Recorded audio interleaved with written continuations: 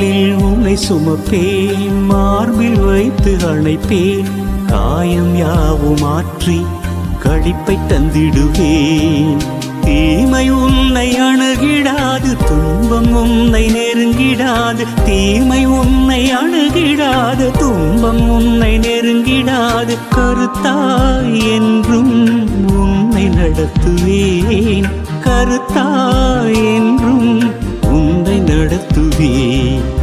இதயமே நீ கலங்காதே, துணையாயிருப்பேன் பதறாதே. தாய் போல தேற்றிடுவேன், தனிமையில் உன் கரம் பிடித்திடுவேன். தவித்திடும் போதினில் உடனிருப்பேன்.